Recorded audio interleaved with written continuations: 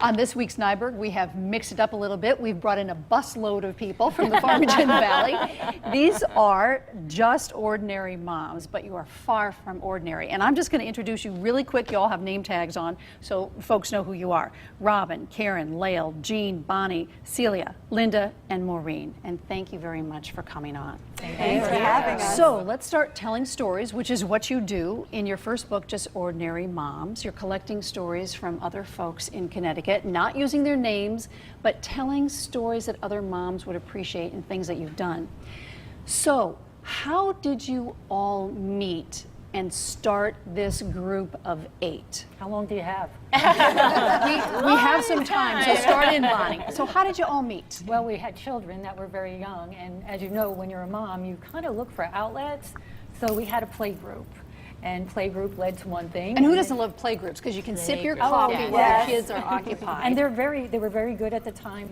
The play groups kind of went to the book club, and book clubs developed to other things, and one thing led to another. So that's how we all not all of us met, but most of us met. All right, so at a play group, a book club. Most of us actually met, or some of us met 25 years ago, as Bonnie said, the play group. And there was a newcomers group even before that a lot of us were members of the Granby newcomers. So as Bonnie said, it was play group, book club, and then book club evolved into book writing. But who said we like each other enough?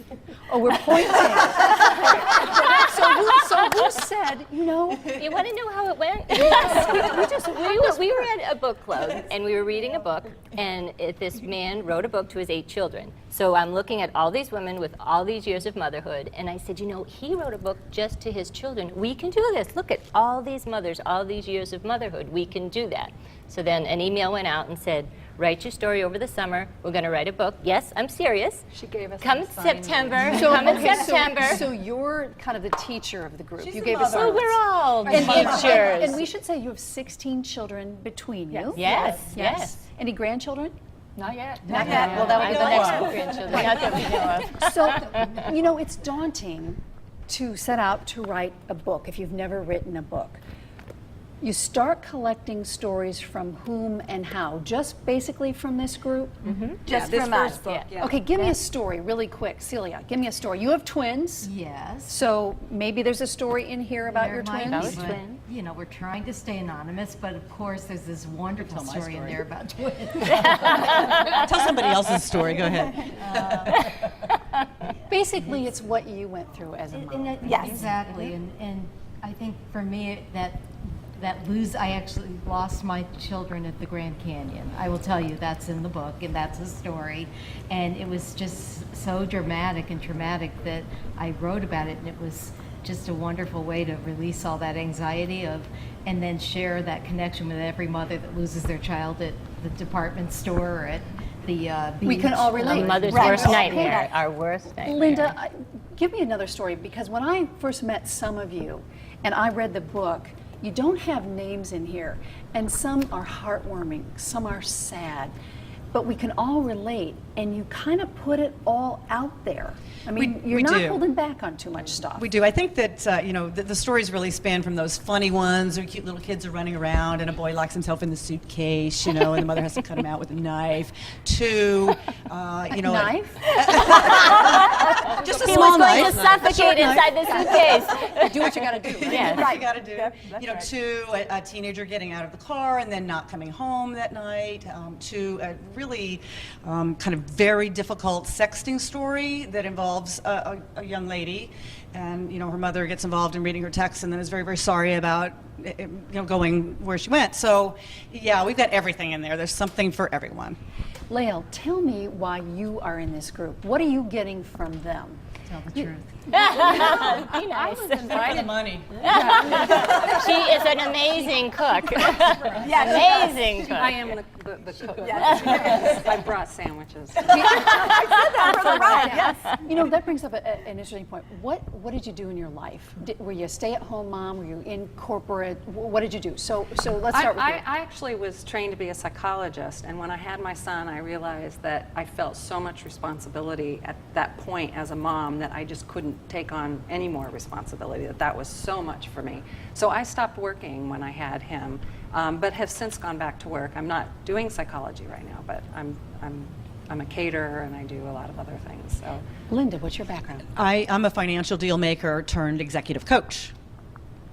Celia? I was in corporate America doing training and traveling every week, leaving my children with nannies and with their stay-at-home dad, and that was, my life as a mom and for many years. Karen, what'd you do? I've worked in the legal field for 35 years. I'm a paralegal. Bonnie? I'm a first grade teacher for many, many years and now have been bumped up to college, so I'll be teaching college. But I have to honestly say that my daughter will tell you that she came first, and that's the way life was at my house, yeah. And that's important. It Jean? is. I was in insurance for so many years I won't say, but in consulting, and then started my own business 4 years ago as an executive coach. Maureen?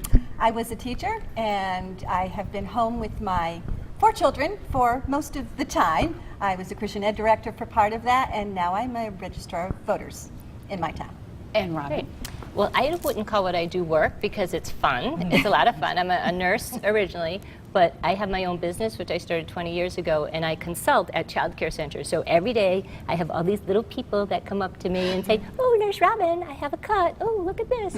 And they're just adorable. I have all kinds of great stories. And owning your own business, you just have the flexibility, as everybody, I think the theme is you can spend time with your kids, be there for your kids.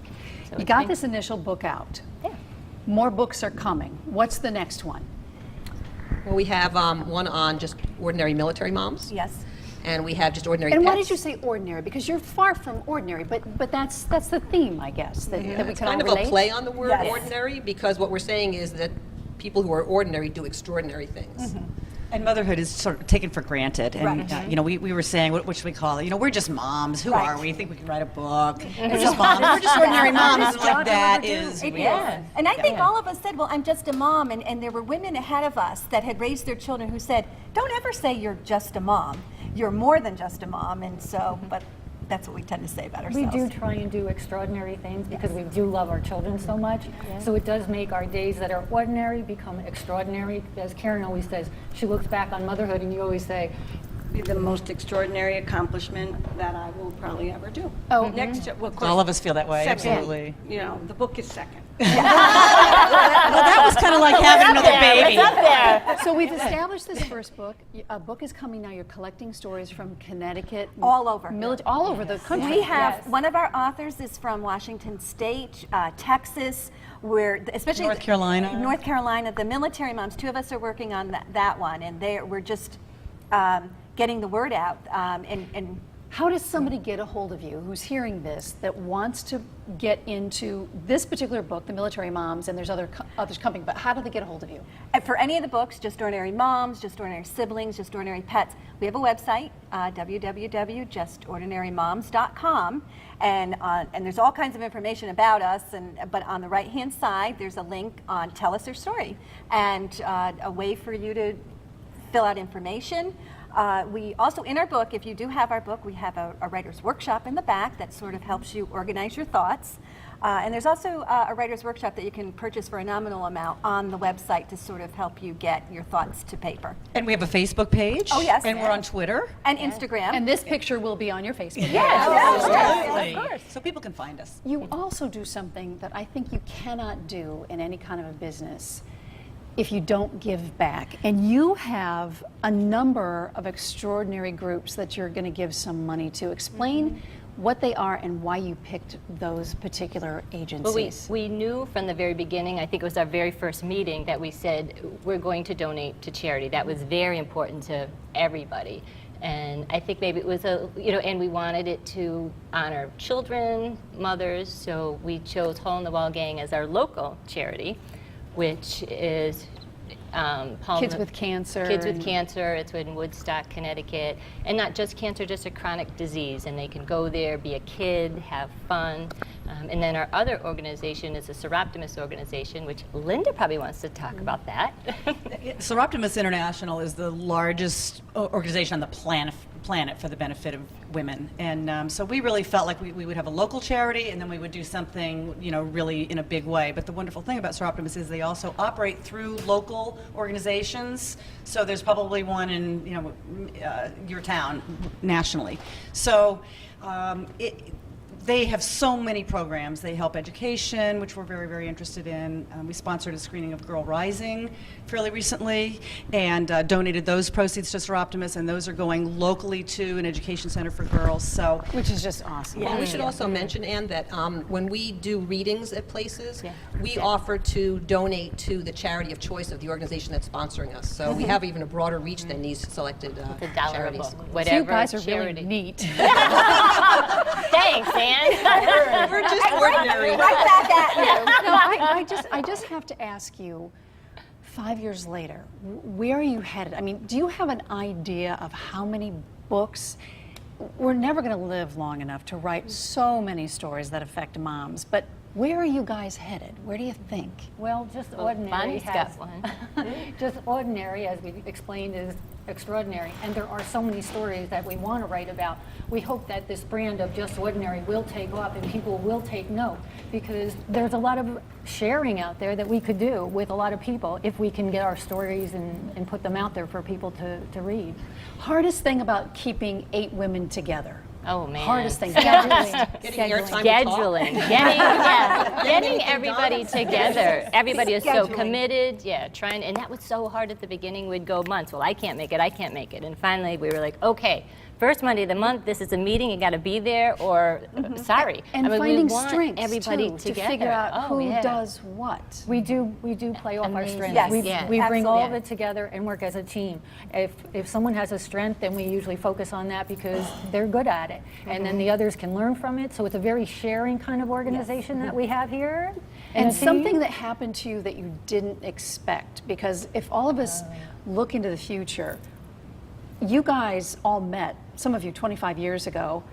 Fast forward, look what happened. What's the best surprise that came out of this? That Out you of didn't just the know? book, you mean? Out or of this, just For me, it was, you'd like to answer? Yeah. Well, jump in, honey. Go, Celia. Except for Linda. No.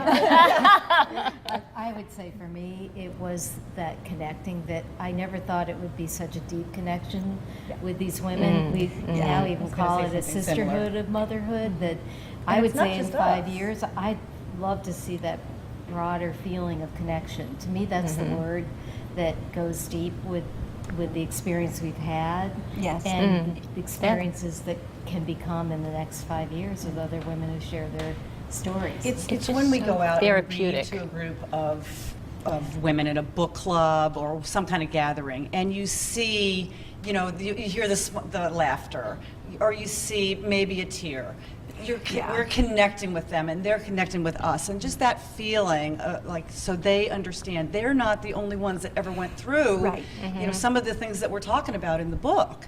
That's the best part, and I think that There was a is surprise. that connection. So it's allowing them to have conversations with each other that they probably wouldn't have otherwise. And that's the same with us. Like, we knew each other at one level, but the stories revealed a very different side of us. Karen, And jump there's a therapeutic value also to putting things down in writing and sharing them with other people, and they learn things about you that they didn't know, and vice versa. Tears. you, Rob. Yes, me. I couldn't finish the story. I had to hand it to Bonnie. I It just was have- like a blubbering idiot. I just have to tell you that you're doing good. You're sharing stories. I sell this in my little shop, and somebody came in the other Oh, day thank you. and was reading through and said, "Oh, I can so relate to that." So isn't that the bottom line? Yes. To all this, Yes. that we're Yes. sharing Absolutely. stories, we're Yes. helping to raise kids, and on and on and on. Right, and we want them to feel that connection so they Yeah. don't feel so alone. Because And we we said just- that we're go so ahead. good at, everything's fine, the kids are perfect, Right. the kids got into this school, the kids are doing that's this. just not true. And it's not, and we're also guilty. So in these groups, it gave women permission to say, we're in our pajamas, just being ourselves. It's fantastic. And the groups we've spoken to, I love the reactions of neighbors or girlfriends saying, I didn't know that, you know, like really close. And then they start So, talking about things yeah. that we never even heard about. We're like, oh my goodness. It just Tell more. allows Safe them place to open confess. up. It is. Yeah, It it is. Well, I wish you so much luck. JustOrdinaryMoms.com. You're far from it. And I hope you do national tours and book tours and get, 10, 12 books. So thanks for coming on. And Thank thanks you. for, and thanks for giving back. That's awesome. Thank you. Thank you.